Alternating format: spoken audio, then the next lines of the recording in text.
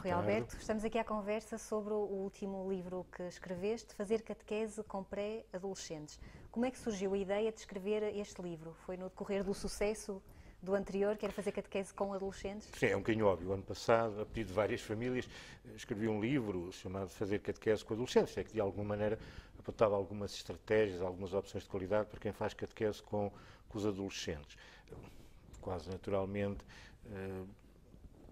fiz o mesmo com esta faixa dos pré-adolescentes, com algumas diferenças, porque muita gente, quer dentro da Igreja, quer no mundo da psicologia, não reconhece a pré-adolescência como uma identidade, como uma faixa etária própria.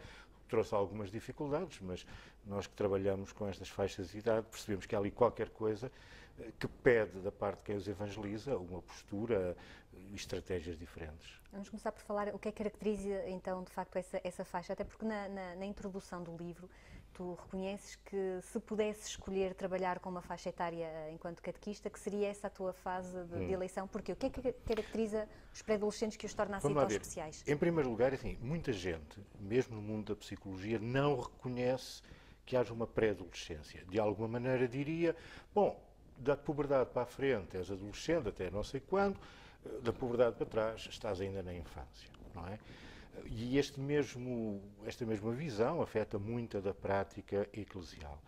Agora, quem está com as mãos na massa e, por exemplo, o pessoal do marketing, da moda, percebe que nesta faixa etária, alguns anos antes da puberdade, que para nós corresponde à transição do quarto para o quinto ano, do primeiro para o segundo ciclo, dois anos depois da puberdade, poderíamos colocar entre os 10, 13, 10, 14, há ali algumas coisas diferentes. E que coisas são essas? Sim, não é a adolescência com o seu processo de afirmação de identidade, mas é uma migração entre aquilo que nós podíamos chamar uma socialização primária, ou seja, eles vivem, quando somos crianças, vivemos muito centrados na casa, na família, naquela rede mais imediata, o que de alguma maneira, mesmo na escola, é reproduzido quando tens uma ou um professor. Há sempre uma relação muito mais limitada, contida, segura. A migração, dizia, entre esse mundo seguro da infância e outra coisa qualquer que eles ainda não atingiram. Seria uma socialização mais alargada, não é? Típica da adolescência. Há este processo de transição, só que esta transição não é linear, não se vai do ponto A da infância B para a adolescência. É um movimento pendular, ou seja, se pensarmos num miúdo, numa miúda de 10, 11, 12 anos, tanto o podemos ter com a arrogância, com a assertividade, com a autonomia própria de um adolescente de 16 ou 17 anos, como o podemos ter a pedir colinho como uma criança de 6 anos. Não é? Esta pendularidade, a meu ver, marca a pré-adolescência. Não é? Isso que características também traz à própria catequese e ao método que tem de ter a catequese nesta fase, que é também uma questão que tu abordas a partir do capítulo 3. Sim, vamos lá ver. Acho que se nós na catequese consideramos que eles são ainda crianças, não reconhecemos especificidade a estes processos sociais e psicológicos que os definem, vamos ter, como temos tido, problemas, não é? Ou seja, se estes miúdos, os psicólogos falam de uma predominância dos interesses lúdico-motórios, isto é, eles motivam-se particularmente a partir do jogo e do movimento. Logo, também vão aprender, vão interagir com o mundo, com os outros, a partir dessas categorias. Se nós temos uma catequese que os quer quietos e caladinhos, isso vai absolutamente ao contrário da maneira como eles funcionam e, portanto, a catequese proposta vai ser sentida como algo opressivo. Para as pessoas com mais renitência à mudança ou se calhar com alguma incapacidade de perceber estes desafios que estás agora a descrever, significa que a catequese nesta fase tem de ser uma brincadeira? Vão andar os catequistas aos joguinhos com os meninos? Não apenas isso, mas a brincadeira é uma coisa muito séria. Não é? Em todas as culturas, não é? O jogo, qualquer que ele seja, é algo profundamente sério, isto é profundamente humanizante, profundamente portador de valores. A brincadeira não tem que ser ociosa e inútil, não tem que ser um encher o tempo à espera de fazer qualquer coisa melhor. Não, a brincadeira pode ser algo muito, muito, muito sério, não é? E a tentativa de aprender o Evangelho com jogos faz muito sentido. Um exemplo. a dimensão aventurosa dos personagens bíblicos, os discípulos que largam tudo e vão com Jesus, é muito bem captado nestas idades. De alguma maneira, até na história vocacional de tanta gente, o fascínio com os personagens bíblicos, principalmente com o seu caráter aventuroso, quer neles, quer nelas, acontece com muita intensidade nesta fase da pré-adolescência. De fazer coisas, isto é, para eles, esta dimensão do fazer, esta dimensão motória muito pertinente, mas fazer algo e fazê-lo juntos.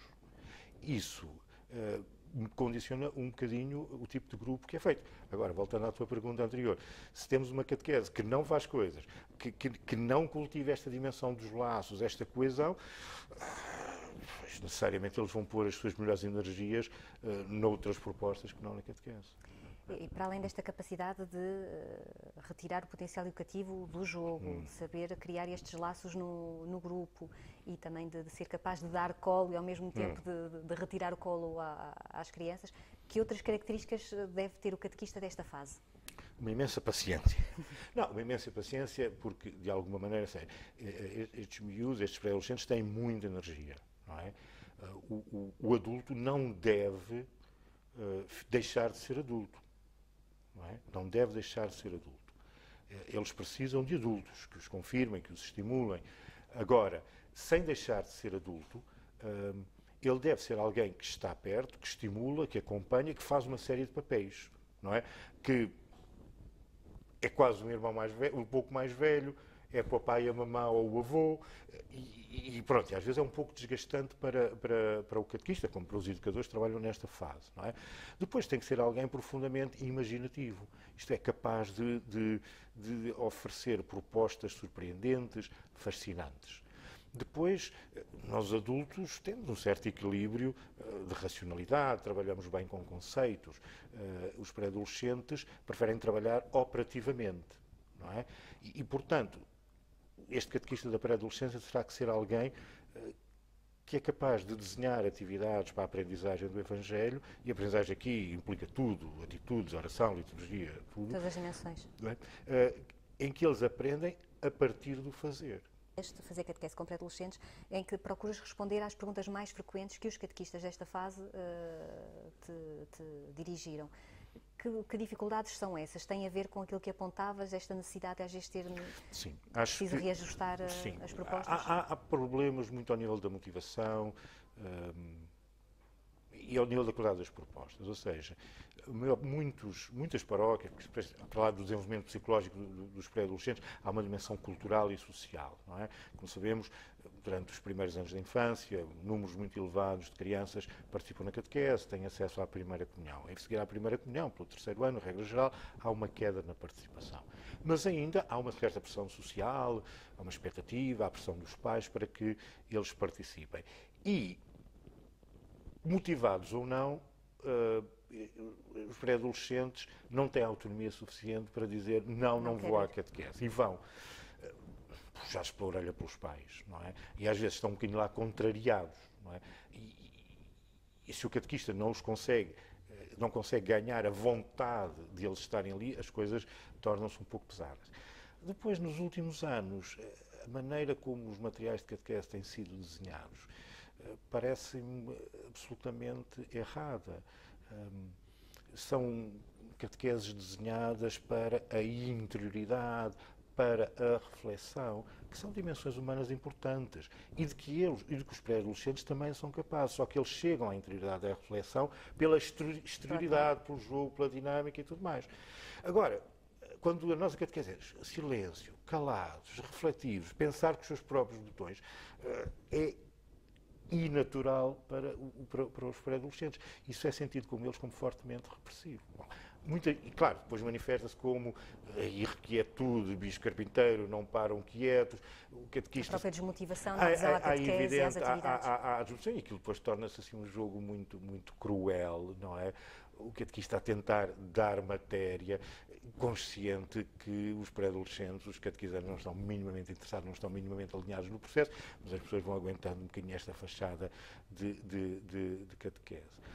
E para terminar, então, achas que é esse quadro que os catequistas da pré-adolescência vão ter acesso ao lerem este livro? Será essa a grande vantagem? Sim. É verdade que, por exemplo, para quem leu aquele livro que escreveu ano passado sobre os adolescentes, enfim, tentei resumir ou apresentar uma teoria relativamente simplificada que permitisse enquadrar e compreender aquilo que sucede na adolescência. Não é tão fácil fazer o mesmo na pré-adolescência, não é?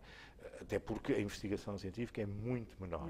Agora, o que tento desenvolver, além de dar esse quadro, de percebê-los, é dizer como é que se faz pastoral, como é que se anuncia o Evangelho a esta corte, não é? A pré-adolescentes, nesta faixa etária. Há coisas, há práticas de qualidade que funcionam e outras que não.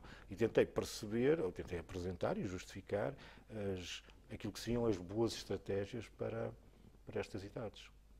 Muito obrigada. Obrigado, foi um prazer.